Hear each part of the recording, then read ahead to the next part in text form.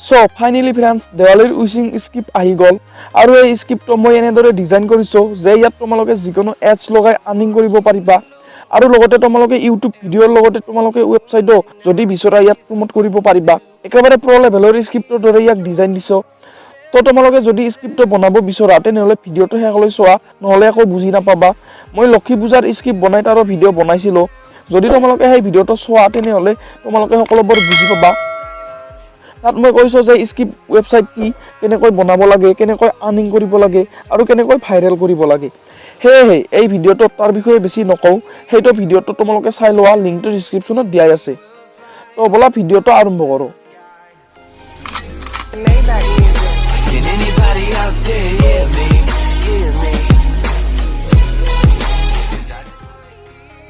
so এই ভিডিঅ'টোৰ main topic হ'ল ব্লগাৰত ৱেবছাইট বনাই স্ক্ৰিপ্টটো ছেটআপ কৰা স্ক্ৰিপ্টটো এডিট কৰা আৰু এডছ লগোৱা আৰু শ্বেয়াৰ কৰি ভাইৰেল কৰা পোনপ্ৰথমে মই তোমালোকক স্ক্ৰিপ্টৰ ডেমো দেখুৱাই দিম স্ক্ৰিপ্টটো তোমালোকে যেতিয়া ওপেন কৰিবা তেতিয়া তোমালোকে এনেদৰে দেখা পাবা ইয়াত বহুতো এলিমেণ্ট দেখা পাবা প্ৰথমে ইয়াত তোমালোকে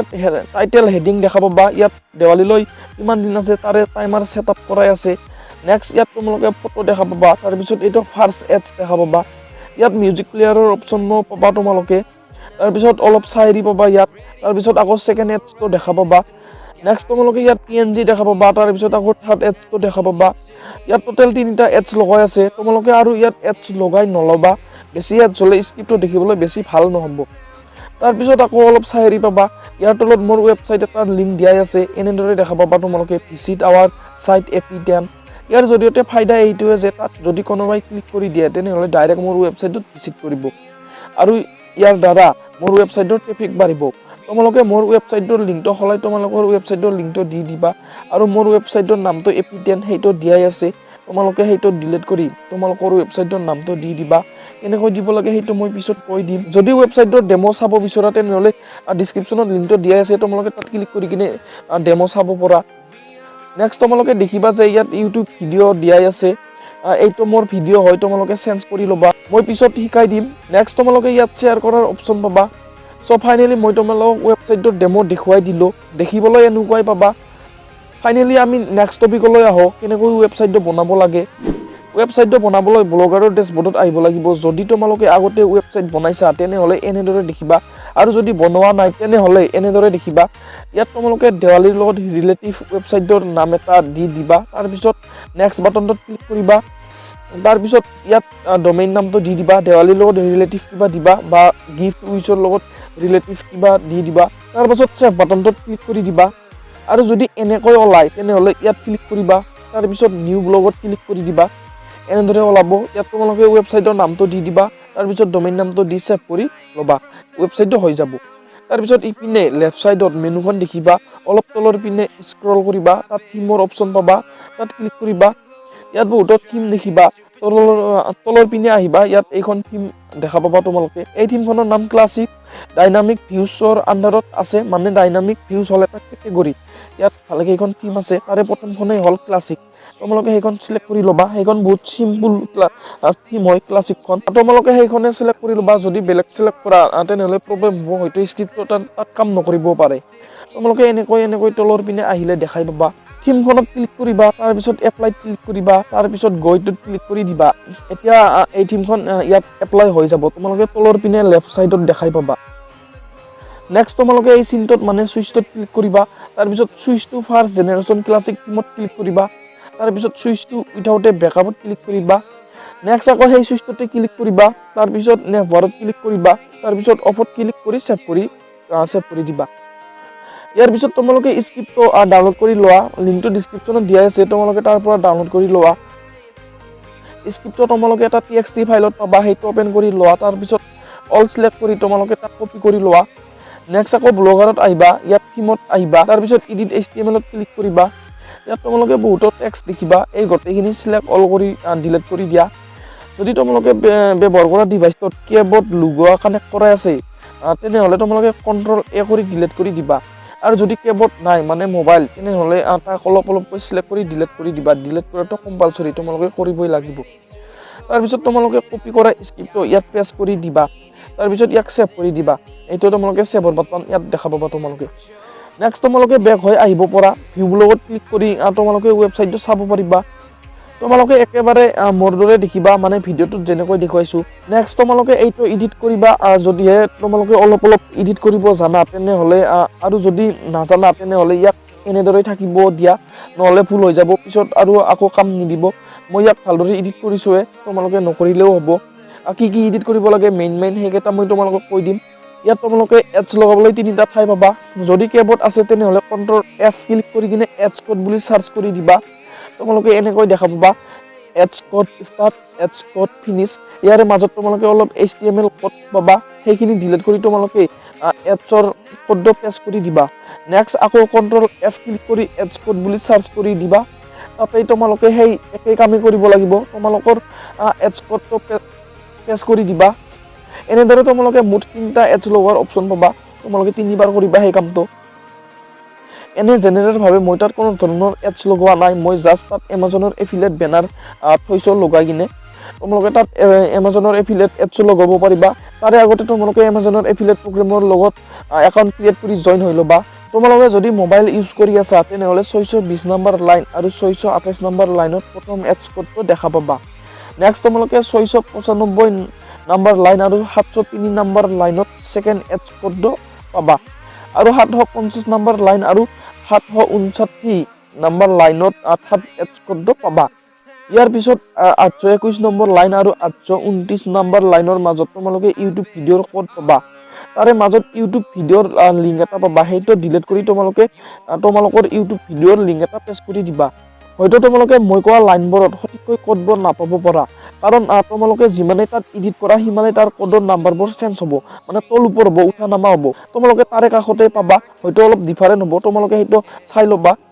নেক্সট তোমালোকে 776 নম্বৰ লাইন আৰু 784 নম্বৰ লাইনত ৱেবছাইটৰ কোডটো পাবা তোমালোকে এনেদৰে দেখা পাবা তাৰে মাজত কোড পাবা সেই কোডৰ মাজত এটা লিংক দেখা পাবা সেই লিংকটো ডিলিট কৰি তোমালোকৰ ৱেবছাইটৰ লিংকটো দি দিবা আৰু তাৰে কাষতে AP10 বুলি দেখিবা সেইটো ডিলিট কৰি তোমালোকে তোমালোকৰ ৱেবছাইটৰ নামটো দি দিবা মনত ৰাখিবা যে তোমালোকে এইবোৰ এডিট কৰোতে কোনো ধৰণৰ সৰু বস্তু এটাও ডিলিট নকৰিবা নহলে সেই কোডবোৰে বেলেগ কামত বেলেগ কাম কৰিব তো তোমালোকৰ তেনেদৰে প্ৰবলেম হ'ব এইটো কথা তোমালোকে মনত ৰাখিবা নেক্সট তোমালোকে 645 নম্বৰ আৰু 653 নম্বৰ লাইনত মিউজিকৰ কোড এটা পাবা যদি তোমালোকে চেঞ্জ কৰিব বিচৰা সেই কোডৰ মাজত এটা লিংক পাবা সেইটোৰ ঠাইত তোমালোকে বিচৰা সংটোৰ লিংকটো দি দিবা নেক্সট তোমালোকে মেইন তিনিখন ফটো পাবা যদি চেঞ্জ কৰিব বিচৰা কৰিব পৰা 603 নম্বৰ আৰু 611 নম্বৰ লাইনত প্ৰথম ফটোখন পাবা তাৰে মাজত এইবোৰ কোড পাবা ইয়াৰে মাজত এটা লিংক পাবা সেইটো ডিলিট কৰি তোমালোকে দিব বিচৰা ফটোখনৰ লিংকটো দি দিবা লিংকটো কেনেকৈ উলাব লাগে সেইটো পিছত কম মই আকৌ 711 নম্বৰ লাইন আৰু 718 নম্বৰ লাইনত সেকেন্ড ফটোখন পাবা আৰু 732 নম্বৰ লাইন আৰু 742 নম্বৰ লাইনত থাৰ্ড ফটোখন পাবা তোমালোকে চেঞ্জ কৰি লোৱা ফটো কেইখনৰ লিংক উলিয়াবলৈ হলে যদি ফটোখন ইন্টাৰনেটত আছে তেনেহলে আগতে ডাউনলোড কৰি লোৱা তোমালোকে ব্লগাৰৰ ড্যাশবোৰ্ডখন ওপেন কৰি লোৱা তাৰ পিছত ইয়াত নিউ পোষ্টত ক্লিক কৰি লোৱা এটা নতুন পোষ্ট ক্ৰিয়েট হ'ব মানে ক্ৰিয়েট কৰা তোমালোকে যদি ক্ৰম ব্ৰাউজাৰত ওপেন কৰিছা তেনেহলে ইয়াত সুবিধাৰ বাবে তোমালোকে ডেস্কটপ মোড কৰি লোৱা তাৰ পিছত ইয়াত তোমালোকে থ্ৰী ডটৰ অপচন এটা পাবা তাত ক্লিক কৰিবা ইয়াত তোমালোকে ফটোৰ অপচন এটা পাবা তাত ক্লিক কৰিবা ইয়াত এনেদৰে দেখা পাবা তাৰ পিছত ইয়াত তোমালোকে আপলোড ফ্ৰম কম্পিউটাৰত ক্লিক কৰিবা তাৰ পিছত এনেদৰে দেখা পাবা ইয়াত সোৰ্স ফাইল বুলি অপচন এটা পাবা মানে সুইচ এটা পাবা তাত ক্লিক কৰি দিয়া তাত ক্লিক কৰি কিনে ফটোখন সিলেক্ট কৰি লোৱা তোমালোকে ফটোখন আপলোডিং হওঁতে ইয়াত অলপমান লোডিং ল'ব মানে টাইম ল'ব তোমালোকৰ ইন্টাৰনেটৰ হিচাপত সেইটো কাম হ'ব তো তোমালোকে তাত ৱেইট কৰিবা তাৰ পিছত এনেদৰে দেখা পাবা ফটোখন সিলেক্ট হৈছে তাৰ পিছত ইয়াত তোমালোকে সিলেক্ট বাটনটোত ক্লিক কৰি লোৱা তাৰ পিছত তোমালোকৰ ফটোখন আহি যাব তো ইয়াত তোমালোকে ফটোখন দেখা পাবা এনেদৰে গোটেইকেইখন ফটো লৈ লোৱা তাৰ পিছত ইয়াত ক্লিক কৰা তাৰ পিছত HTML ভিউত ক্লিক কৰা ইয়াত তোমালোকে HTML কোড পাবা তাৰে মাজত ফটোখনৰ লিংকটো পাবা যদি তোমালোকে তেনেদৰে ফটো লোৱা আপলোড ফ্ৰম কম্পিউটাৰৰ পৰা তেনেহলে তোমালোকে এখন ফটোৰে দুটা লিংক পাবা তোমালোকে দেখা পাব পৰা তোমালোকে ফটো এখন এড কৰিছা কিন্তু তোমালোকে ইয়াত লিংক দুটা পাইছা মই দেখুৱাই দিম তোমালোকক চাব পাৰিবা তোমালোকে যিকোনো এটা কপি কৰি ললেই হ'ব এই কামটো তোমালোকে এখন ফটো লৈ কিনে কৰিবা মানে একেবাৰতে নকৰিবা নহলে তোমালোকৰ প্ৰবলেম হ'ব মানে কভাৰ লিংক কবাত আহি যাব প্ৰবলেম পাই যাবা তোমালোকে এখন কৈ কৰিবা তাৰপিছত এই লিংকটো তাত পেষ্ট কৰি দিবা মানে স্ক্ৰিপ্টত পেষ্ট কৰি দিবা ইমেজত য'ত তোমালোকে ইমেজখন লগাব বিচৰা আৰু তেনেদৰে তোমালোকে তিনিখন ফটো তোমালোকে কভাৰ কৰি ল'ব পাৰিবা মানে চেঞ্জ কৰি ল'ব পাৰিবা সেইটোৱে প্ৰক্ৰিয়া তোমালোকে ইউজ কৰিবা এতিয়া আহিছো আমি একেবাৰে শেষৰ টপিকলৈ যদি তোমালোকে স্ক্ৰিপ্টটো মানে ৱেবছাইটটো ভাইৰেল কৰিব বিচৰা তেনেহ'লে ইয়াত বহুতো শ্বেয়াৰ কৰিব লাগিব শ্বেয়াৰ ক'ত কৰিব লাগে সেইটো মই তোমালোকক কৈ দিম পোনপ্ৰথমে তোমালোকে ইয়াক হোৱাটছআপত শ্বেয়াৰ কৰা তোমালোকে ফেচবুকৰ পৰা হোৱাটছআপ নাম্বাৰ কালেক্ট কৰিব পৰা তাত শ্বেয়াৰ কৰি দিব পৰা তেনেকৈ তোমালোকৰ হোৱাটছআপৰ নাম্বাৰো বেছি হ'ব আৰু শ্বেয়াৰো বেছি হ'ব ক্লিক কৰাৰ চান্স বেছি থাকিব নেক্সট তোমালোকে ফেচবুকত শ্বেয়াৰ কৰা তাত তোমালোকে কাৰোবাৰ কমেণ্টৰ ৰিপ্লাই কৰি দিয়া ৱেবছাইটৰ লিংকটো দি দিবা কমেণ্টৰ ৰিপ্লাই হিচাপে তো তেনেকৈ দিলে নিশ্চয় ক্লিক কৰিব সিহঁতে লিংকটো উলিয়াবৰ বাবে তোমালোকে প্ৰথমে হোৱাটছআপত শ্বেয়াৰ কৰিবা তাৰপিছত তাত ক্লিক কৰি ধৰিলে লিংকটো কপি হৈ যাব সেইটোকে দি দিবা তোমালোকে নতুবা তোমালোকে ফেচবুকত পোষ্ট বনাই শ্বেয়াৰ কৰি দিব পাৰিবা আৰু সেই পোষ্টবোৰ তোমালোকে ফ্ৰেণ্ডছবোৰক তোমালোকে টেগ কৰি দিব পৰা আৰু গ্ৰুপত শ্বেয়াৰ কৰি দিব পৰা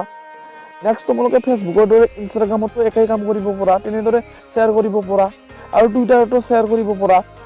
ইয়াৰ উপৰিও তোমালোকে অন্য ছ'চিয়েল মিডিয়া প্লেটফৰ্মবোৰত শ্বেয়াৰ কৰি দিব পৰা আৰু তোমালোকৰ যদি ইউটিউব ভিডিঅ' আছে তাত তোমালোকে কৈ দিব পৰা তোমালোকৰ ছাবস্ক্ৰাইবাৰবোৰক নতুবা তোমালোকৰ যদি ৱেবছাইট আছে তাতো তোমালোকে তাক শ্বেয়াৰ কৰিব পৰা তাত পোষ্ট হিচাপে তোমালোকে এডছৰ দৰে তাত লগাই দিব পৰা কোনোবাই ক্লিক কৰিলে তাত ভিজিট কৰিব তো সেইবোৰ প্ৰক্ৰিয়া কৰিব পৰা তোমালোকে আৰু তোমালোকৰ যদি বেলেগ মানুহৰ কোনোবা ফোন নাম্বাৰ আছে যিটোৰ হোৱাটছআপ একাউণ্ট নাই তাত তোমালোকে টেক্সট মেছেজ হিচাপে গোটেই মেছেজটোৱেই দি দিব পৰা শ্বেয়াৰ কৰি দিব পৰা মানে হোৱাটছআপত শ্বেয়াৰ কৰিলে যেনেকৈ এটা ডাঙৰ মেছেজ পোৱা যায় তোমালোকে দেখিবা মই স্ক্ৰীনত দেখুৱাই দিম আৰু তাৰ মাজত এটা লিংক থাকে তাত ক্লিক কৰি ধৰিলে স্ক্ৰিপ্টটো অপেন হয় ঠিক তেনেকৈ গোটেই মেছেজটোৱে কপি কৰি ল'বা আৰু পেষ্ট কৰি কিনে তাত শ্বেয়াৰ কৰি দিবা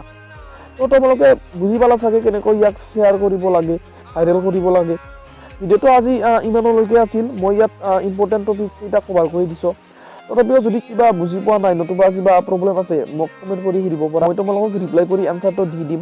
আৰু ভিডিঅ'টো শেষলৈ চালাই যিহেতু প্লিজ লাইক এটা কৰি দিবা কাৰণ এই স্ক্ৰিপ্টটো বনাওঁতে মোৰ বহুতো সময় গৈছে তোমালোকে লাইকটো কৰি দিলে মোৰো ভাল লাগে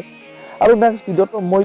কম কেনেকৈ এডছৰ লগত কানেক্ট কৰি এডছ লগাব লাগে সেয়েহে তোমালোকে চেনেলটো ছাবস্ক্ৰাইব কৰি দিয়া যাতে ভিডিঅ'টো মিছ নকৰা নহ'লে তোমালোকৰ বহুতো লোকচান হ'ব তো ছাবস্ক্ৰাইব কৰিব বুলি আশা থাকিল নেক্সট ভিডিঅ'টো আলোকে তোমালোকে ৱেবছাইটটো বনাই থকা তো টেক কেয়াৰ বাই বাই